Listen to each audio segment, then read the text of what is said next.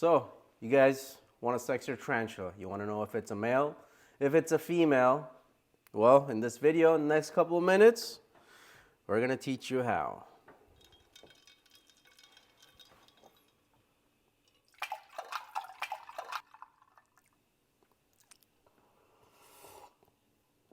Whew, almost burned my tongue. Follow me.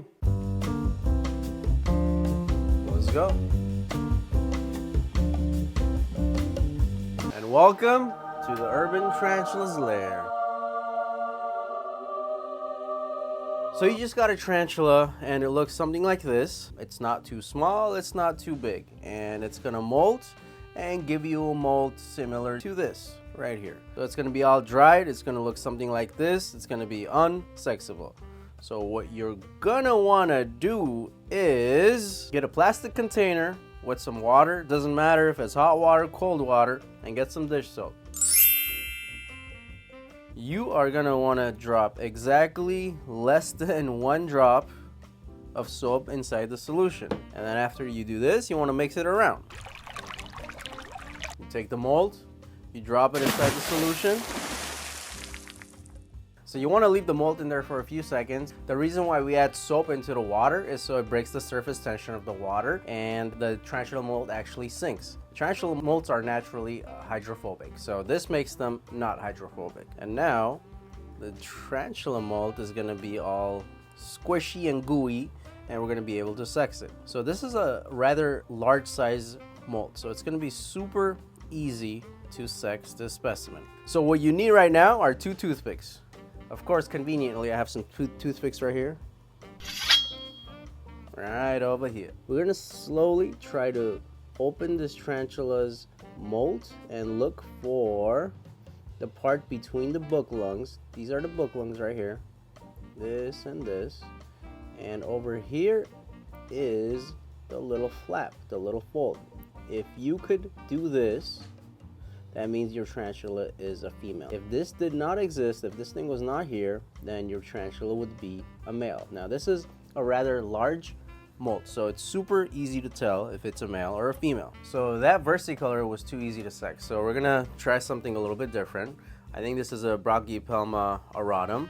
Again, we're gonna dump this molt into the soapy solution right here, and then we're gonna get to work with the toothpicks. So this is the best shot I'm able to get for you guys. This is the mold. It is expanded and under my iPhone. Over here are the book lungs. Tarantulas have 4 book lungs. 1, 2, 3, 4. And over here is the epigastric slit. And this is clearly a female tarantula because of this flap right here. It's called a spermathecate.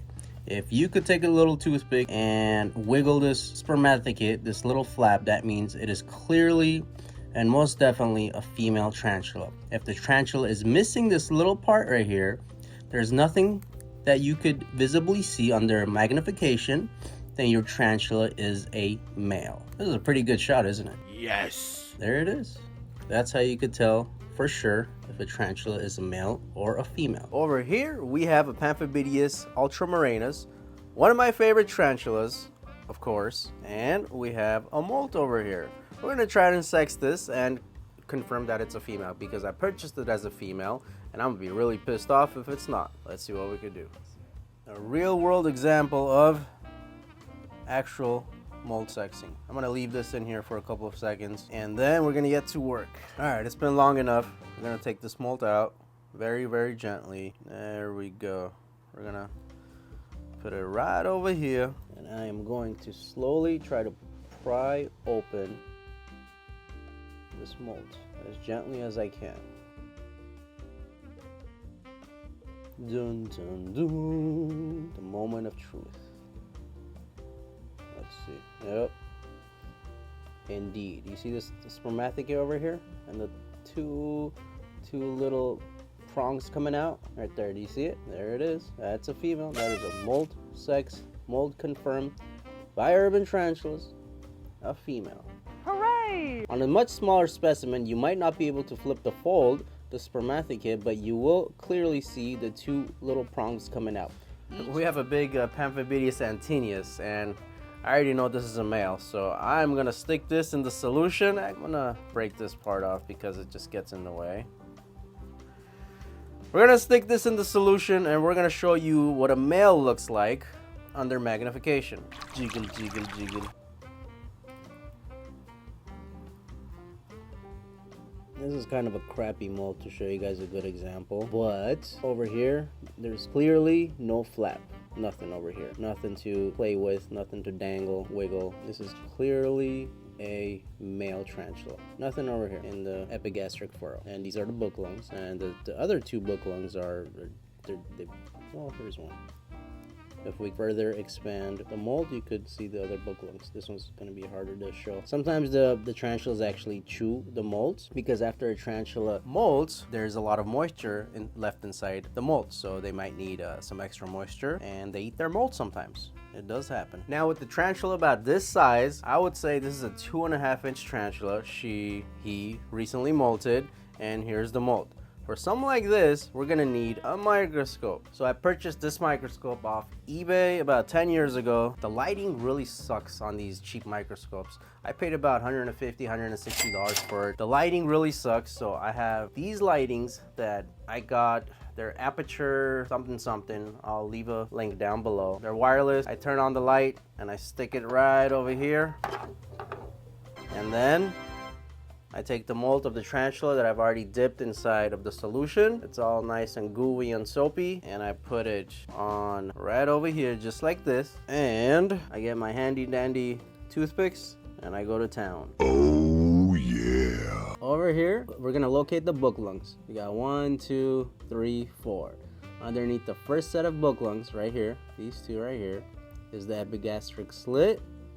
And of course, this is a female tarantula because I could clearly see under my magnification within my microscope that this is a spermathecate. I can play with the flap, wiggle, wiggle, jiggle, jiggle, and all that stuff. This is indeed a female.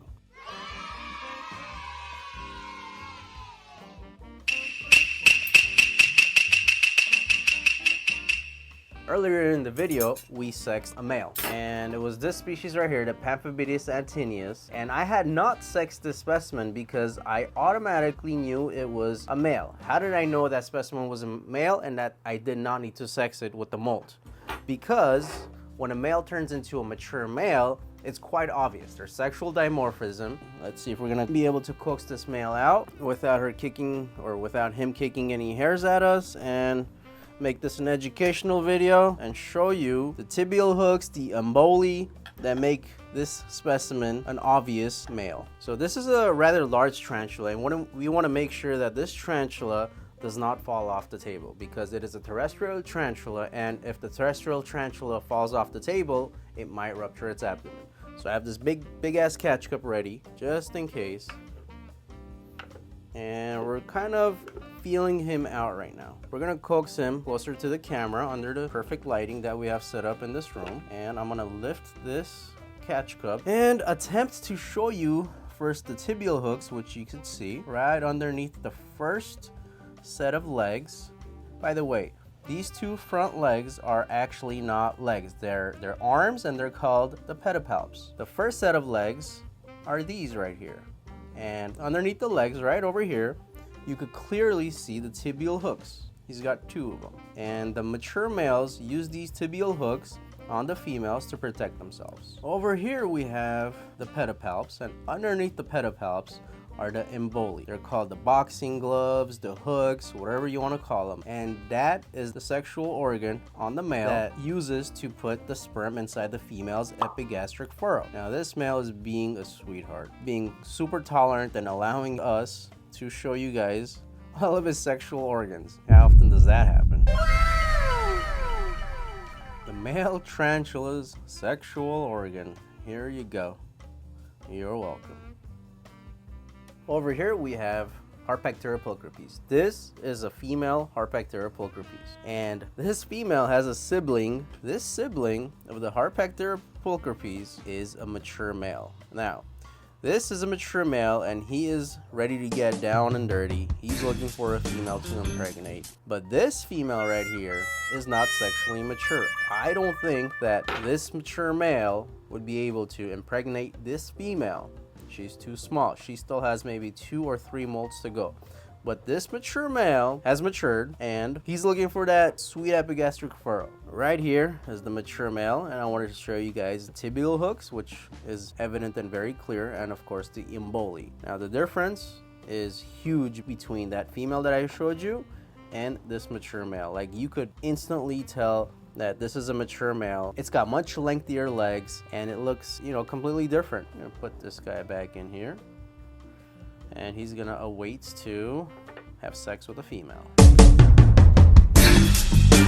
There is another method of sexing, and it's called ventral sexing. Don't do it because it's not accurate. It might be accurate maybe 51, 52, 55% of the time, but you can never really get a clear indication if it's a male or a female. When you turn the tarantula over, look on the underside, and if there's a slit, it's a female, and if there's a dot, it's a male. That's kind of the general way how to do it, and it's not accurate. We don't really rely on ventral sexing, so that's it. Just don't do it because it's not accurate. Yeah! And that concludes our video for today. I hope you guys learned something. If not, and if you have any questions, go to my website, shoot me an email. I answer all questions. It might take me a day or two, but I'm gonna try my very best to get back to you. If you gained anything from this video, like, subscribe, follow, hit the bell icon, whatever you feel like it. It's all good, not an issue. Thank you, appreciate you guys. Every single one of you, all my followers on Instagram, TikTok, YouTube, Facebook. Appreciate every single one of you. Out.